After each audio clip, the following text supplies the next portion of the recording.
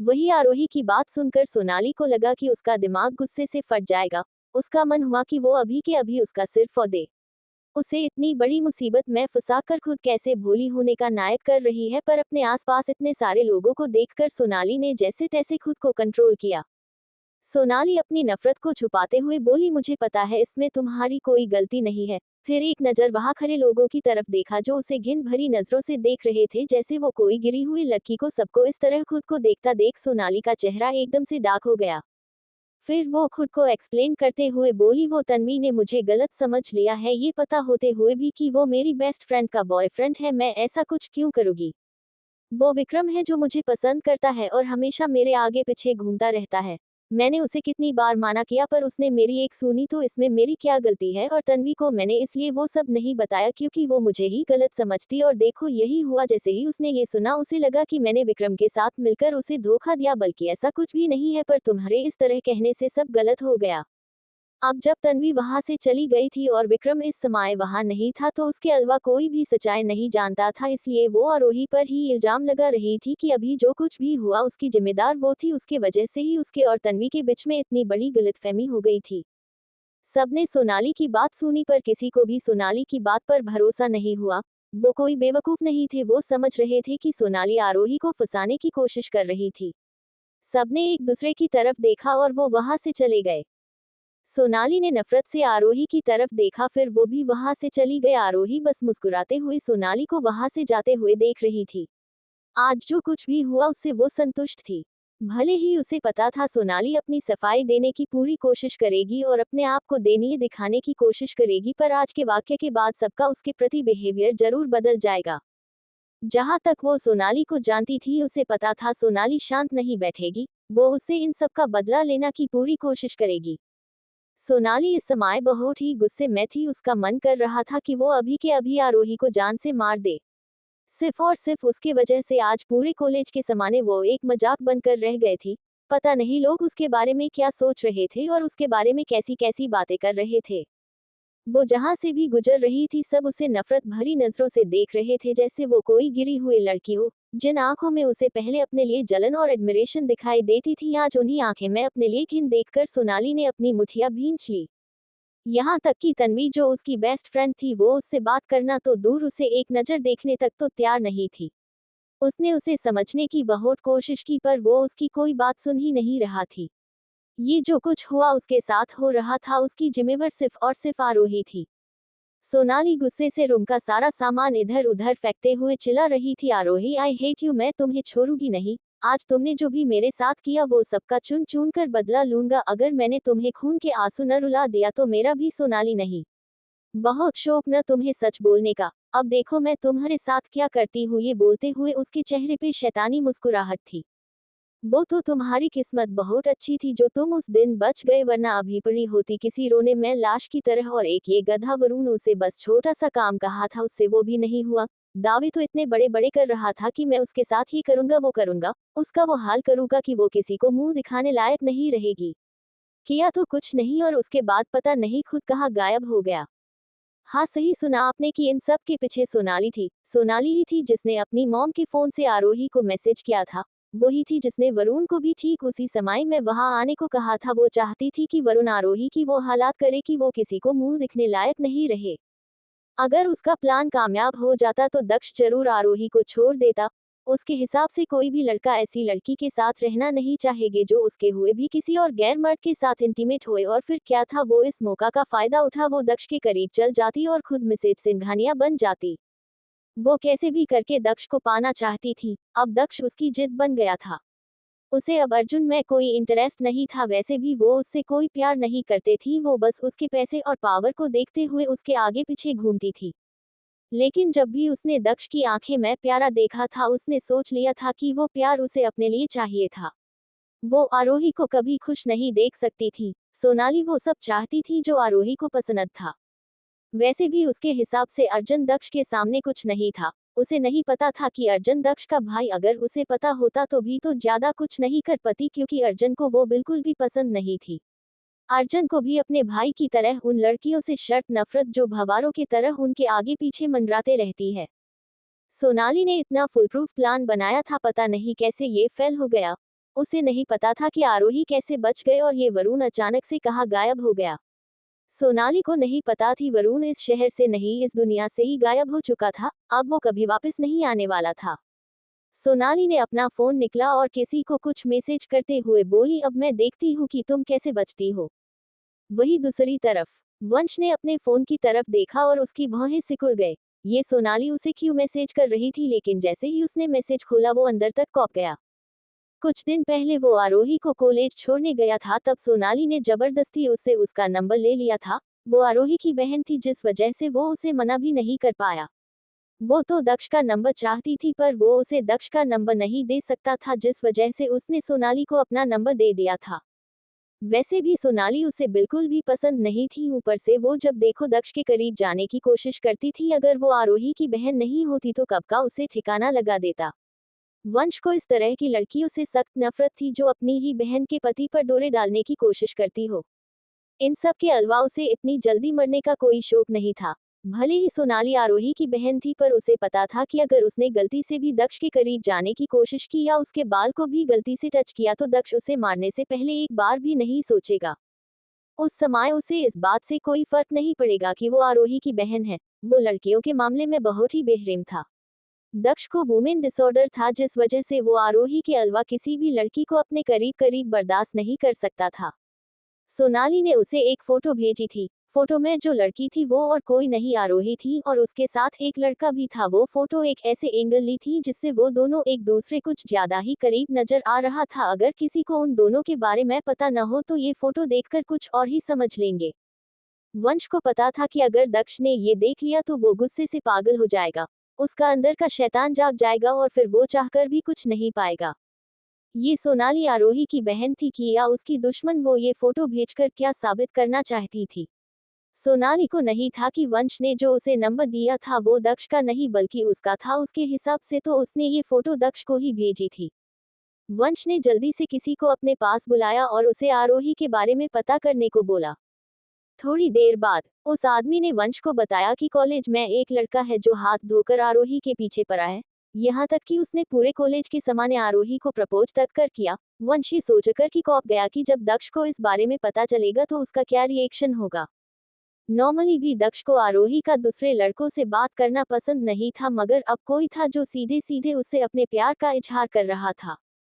राका, जो दक्ष के वफादार में से एक था, वो बोला, क्या ये सच है? मतलब आरोही के उस भयानक चेहरे को देखते हुए कोई लड़का उसके तरफ अट्रैक्ट हो सकता था। वंश ने एक गहरी सांस ली और अपना सिर हिलाते हुए बोला, ये सच है। वो लड़का उस कॉलेज के ट्रस्टी का बेटा है। वो अच्छा दिखता है और कॉलेज में काफी पॉपुलर भी है, पर मुझे लगता है कि उसकी आंखें में कुछ प्रॉब्लम है। राका को भी उसकी बात सही लगी। भले ही उन्हें पता था कि असल में आरोही बहुत खूबसूरत है, पर जिसने सच नहीं पता था उनके हिसाब से तो वो भयानक लड़की ही थी। तो कोई लड़का जिसके आंखें थिक हो वो इस भयानक मेकअप वाले चेहरे की तरफ कैसे अट्रैक्ट हो सकता था। राख एक गहरी सांस लेते हुए बोला, मुझे लगता है हमें बॉस को सब सच बता देना चाहिए। जहां बात आरोही की आती थी वो कोई रिस्क नहीं ले सकते थे। उन्हें ये बात अच्छे से पता थी कि दक्ष आरोही के लेकर कितना पगला है। अगर उसे ये बात किसी और से पता चली तो उनका क्या हाल करेगा कोई सोच भी नहीं सकता था। वंश को भी राका की बात सही लगी। भले ही किसी को नहीं पता था, पर वो अच्छे से जानता था कि दक्ष आरोही को लेकर कितना पागल है। वैसे भी मारना था तो था ही, अभी मारो या बाद में उस बात से क्या फर्क पड़ता है। 100K completed. Thank you so much इतना प्यार और सपोर्ट करने के लिए। अब आगे क्या होगा दक्ष और आरोही की जिंदगी में, जानने के लिए पढ़ते रहिए मेरी ये novel reborn of devil little wife, सिर्फ और सिर्फ पॉकेट एफएम पर। आज के लिए इतना ही। आगे जानने के लिए नेक्स्ट एपिसोड पढ़िए and please like comment and share जरूर कीजिए। एंड प्लीज आप लोग अपने रिव्यू जरूर दीजिएगा कि आपको मेरी ये स्टोरी कैसे लगी। Please please. वंश ने जल्दी से किसी को अपने पास बुलाया और उसे आरोही के बारे में पता करने को बोला। थोड़ी देर बाद उस आदमी ने वंश को बताया कि कॉलेज में एक लड़का है जो हाथ धोकर आरोही के पीछे पड़ा है। यहाँ तक कि उसने पूरे कॉलेज के सामने आरोही को प्रपोज तक कर किया। वंश ये सोचकर कि कौप गया कि जब दक्ष को इस बारे में पता चलेगा तो उसका क्या रिएक्शन होगा। नॉर्मली भी दक्ष को आरोही का दूसरे लड़कों से बात करना पसंद नहीं था, मगर अब कोई था जो सीधे सीधे उससे अपने प्यार का इजहार कर रहा था। राका, जो दक्ष के वफादार में से एक था, वो बोला, क्या ये सच है? मतलब आरोही के उस भयानक चेहरे को देखते हुए कोई लड़का उसके तरफ अट्रैक्ट हो सकता था। वंश ने एक गहरी सांस ली और अपना सिर हिलाते हुए बोला, ये सच है। वो लड़का उस कॉलेज के ट्रस्टी का बेटा है। वो अच्छा दिखता है और कॉलेज में काफी पॉपुलर भी है, पर मुझे लगता है कि उसकी आंखें में कुछ प्रॉब्लम है। राका को भी उसकी बात सही लगी, भले ही उन्हें पता था कि असल में आरोही बहुत खूबसूरत है, पर जिसने सच नहीं पता था उनके हिसाब से तो वो भयानक लड़की ही थी। तो कोई लड़का जिसके आंखें थिक हो वो इस भयानक मेकअप वाले चेहरे की तरफ कैसे अट्रैक्ट हो सकता था। राख एक गहरी सांस लेते हुए बोला, मुझे लगता है हमें बॉस को सब सच बता देना चाहिए। जहां बात आरोही की आती थी वो कोई रिस्क नहीं ले सकते थे। उन्हें ये बात अच्छे से पता थी कि दक्ष आरोही के लेकर कितना पगला है। अगर उसे ये बात किसी और से पता चली तो उनका क्या हाल करेगा कोई सोच भी नहीं सकता था। वंश को भी राका की बात सही लगी, भले ही किसी को नहीं पता था, पर वो अच्छे से जानता था कि दक्ष आरोही को लेकर कितना पागल है। वैसे भी मारना था तो था ही, अभी मारो या बाद में उस बात से क्या फर्क पड़ता है। वंश दक्ष को सब सच बताना चाहता था, पर उसे डर भी लग रहा था। उसे अच्छे से पता था कि दक्ष आरोही को लेकर कितना पजेसिव है। अगर उसे पता चला कि कॉलेज में कोई लड़का उसकी प्यारी बीबी पर ट्राई करने की कोशिश कर रहा है तो वो उस लड़के को जान से मारने से पहले एक बार भी नहीं सोचेंगे। वंश को लड़के से कोई हमदर्दी नहीं थी। अब कोई खुद शेर में मुंह में हाथ डालना चाहता है तो वो क्या कर सकता है। पर ये प्रोजेक्ट जिसके लिए वो यहाँ आए थे वो भी बहुत इम्पोर्टेंट था।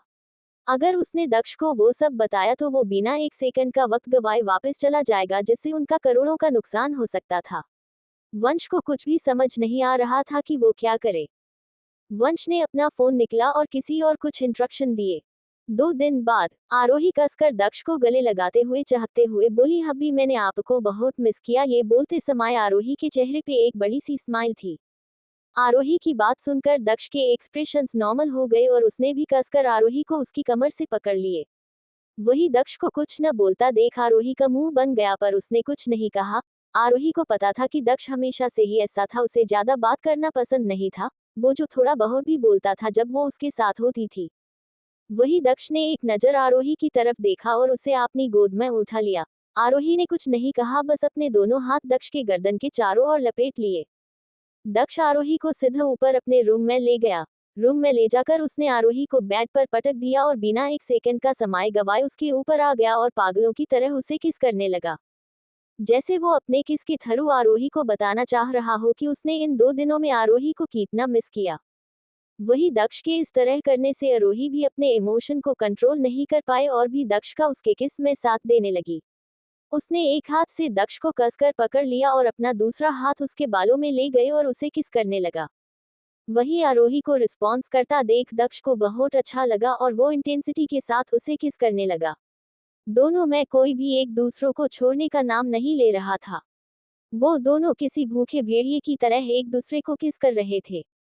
ऐसे ही 15 बीत गए, पर वो दोनों अभी भी वैसी ही एक दूसरे को किस कर रहे थे। थोड़ी देर बाद जब दक्ष को फील हुआ कि आरोही को सांस लेने में प्रॉब्लम हो रही है तो वो उसकी लिप्स को छोड़कर उसके गले पर किस करने लगा। बीच बीच में वो उसे बाइट भी कर रहा था। उसके इस तरह से बाइट करने से आरोही के मुंह से न चाहते हुए भी सिसकियां निकलने लगी। वही आरोही की सिसकियां दक्ष को वाइल्ड होने पर मजबूर कर रही थी। वो अपना कंट्रोल खोते जा रहा था। पता नहीं आरोही में ऐसा क्या था जो दक्ष चाह कर भी खुद को कंट्रोल नहीं कर पाता था। आरोही में आते हुए भीनी भीनी खुशबू उसे अपने तरफ अट्रैक्ट कर रही थी। उसे अपना कंट्रोल खोता हुआ महसूस हो रहा था। आरोही वो पहली लड़की थी जिसे देखकर दक्ष चाह कर भी खुद को कंट्रोल नहीं कर पाता था। आरोही के अलावा आज तक कोई भी लड़की दक्ष को अपने तरफ अट्रैक्ट नहीं कर पाई थी। दक्ष को भी नहीं पता था कि उसे आरोही में क्या पसंद था। आरोही में ऐसा क्या था जिससे वो खुद को कंट्रोल नहीं कर पाता था। बस वो इतना जानता था कि इस दुनिया में आरोही के अलावा कोई दूसरी लड़की नहीं जो उसे अपने तरफ अट्रैक्ट कर सके। वही जब दक्ष ने और बर्दाश्त नहीं हुआ तो उसने एक झटके के साथ आरोही के टॉप को फोड़ दिया और अब आरोही की गोरी मखमली स्किन दक्ष के सामने थी। आरोही को इस तरह देखकर दक्ष को अपना गला सूखता हुआ महसूस हुआ। वही आरोही को दक्ष के इस एक्शन की बिल्कुल भी उम्मीद नहीं थी, जिस वजह से उसने जल्दी से अपने दोनों हाथों से अपने आप को कवर कर लिया। उसके गाल शर्म से लाल हो गए थे। वही दक्ष बेशर्मों की तरह उसे घूर रहा था, साथ ही साथ वो अपने हाथ से आरोही को छू भी रहा था। वो आरोही को ऐसे देख रहा था जैसे वो उसे कच्चा ही खा जाएगा। आरोही को मखमली स्किन देखकर दक्ष को अपना गला सूखता हुआ महसूस हुआ। उसकी पूरी बॉडी में जैसे आग लग गई हो। दक्ष ने एक नजर आरोही की तरफ देखा जो उससे नजरें चुराने की कोशिश कर रही थी, क्योंकि दक्ष के इस तरह देखने से उसे बहुत शर्म आ रही थी। आरोही को इस शिमरता देखा दक्ष के चेहरे एक छोटी सी ना दिखने वाली स्माइल आ गई, पर उसने जल्दी से उसे छुआ लिया। फिर आरोही के हाथ को उसके चेस्ट से हटाते हुए बोला, वाइफी तुम क्या छुपाने की कोशिश कर रहा हो? ऐसा तो नहीं को, मैं पहली बार इसे देख रहा हूँ। मैंने न सिर्फ इसे देखा है बल्कि इसे टेस्ट भी है, इसलिए तुम्हें मुझसे ये छुपाने की कोई जरूरत नहीं है, और वैसे भी ये चीज मेरी है तो तुम्हारा कोई हक नहीं बनता है कि तुम मुझे इसे प्यार करने से रोक सको। वही दक्ष के मुंह से ऐसी बेशर्मों वाली बातें सुनकर आरोही का मुंह खुला और खुला रह गया। साथ ही साथ उसे दक्ष की बात सुनकर शर्म भी बहुत आ रही थी। उसका मन कर रहा था कि वो अभी के अभी यहाँ से कहीं गायब हो जाए। तभी आरोही की नजर दक्ष की तरफ गए, पर दक्ष की नजर तो कहीं और ही थी। वो अपनी इंटेंस भरी नजरों से उसे घूर रहा था। वही दक्ष को इस तरह देखकर आरोही के गाल शर्म के लाल हो गए और वो दक्ष को धक्का देते हुए बोली, हब्बी आप बहुत ही बेशर्म हो, छोड़िए मुझे हो। वही आरोही की बात सुनकर दक्ष को हंसी आ गई। फिर कसकर आरोही को उसकी कमर से पकड़ते हुए अपने करीब करते हुए बोला, वाइफी तुमने अभी मेरी बेहरमी देखी कहा है, पर कोई नहीं बात नहीं, अब जब तुमने मुझे बेशर्म बोल ही दिया है तो मैं तुम्हें बताता हूँ बेशर्म होना किसी कहते हैं। ये सुनकर आरोही की आंखें चौड़ी हो गए। दक्ष खड़ा हुआ और जल्दी से अपने कपड़े उतरकर आरोही के ऊपर आ गया। ये सब इतनी जल्दी हुआ कि आरोही को कुछ नहीं आया, और जब तक समझ आया तब तक बहुत देर हो चुकी थी। आरोही चाहे कितनी भी कोशिश क्यों न कर रही हूँ दक्ष की पकड़ से खुद को छुड़ाने की, पर वो हिल भी नहीं पा रही थी। वो उसकी पकड़ से छूटना तो दूर की बात है। थोड़ी देर बाद रूम में सिर्फ आरोही के सिसकियां की आवाज सुनाई दी रही थी। बीच में आरोही की कहराने की आवाज भी आ रही थी, जिससे ये साफ पता चल रहा था कि दक्ष आरोही को तंग कर रहा था। दक्ष के हाथ आरोही के पूरी बॉडी पर मूव कर रहे थे, जिससे आरोही को करंट लग रहा था। साथ ही साथ दक्ष उसके अपर बॉडी पर किस भी रहा था, जिस वजह से आरोही के मुंह से न चाहते हुए भी सिसकियां निकल रही थी, और आरोही की सिसकियां दक्ष को वाइल्ड होने पर मजबूर कर रही थी, जिस वजह से दक्ष इंटेंसिटी के साथ उसे किस करने लगा। साथ ही साथ वो उस जगह को अपने जीभ भी लिंक भी कर रहा था, जिससे आरोही अपना कंट्रोल खोते जा रही थी।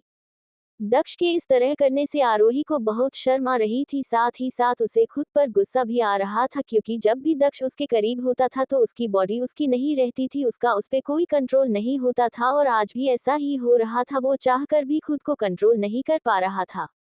उसने दक्ष को रोकने की बहुत कोशिश की, क्योंकि उसे बहुत जी अजीब लग रहा था, पर दक्ष उसकी एक नहीं सुन रहा था। थक हार कर आरोही ने कोशिश करना बंद कर दिया और दक्ष जो कर रहा था उसे करने दिया।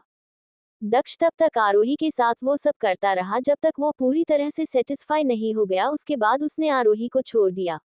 पर इन सब में दक्ष ने अपनी लिमिट क्रॉस नहीं की। उसे पता था कि आरोही अभी इन सब के लिए तैयार नहीं थी, और ऊपर से ये सब चीजों के लिए वो अभी बहुत छोटी भी थी, और दक्ष को भी कोई जल्दी नहीं थी। वैसे भी आरोही सिर्फ और सिर्फ उसकी थी, इसलिए इन सब चीजों से फर्क नहीं पड़ता था। आज नहीं तो कल आरोही को होना तो उसी का ही था। अब आगे क्या होगा दक्ष और आरोही की जिंदगी में, जानने के लिए पढ़ते रहिए मेरी ये novel reborn of devil little wife, सिर्फ और सिर्फ पॉकेट एफएम पर। आज के लिए इतना ही। आगे जानने के लिए नेक्स्ट एपिसोड पढ़िए, and please like comment and share जरूर कीजिए। एंड प्लीज आप लोग आपने रिव्यू जरूर दीजिएगा कि आपको मेरी ये स्टोरी कैसे लगी। Please please.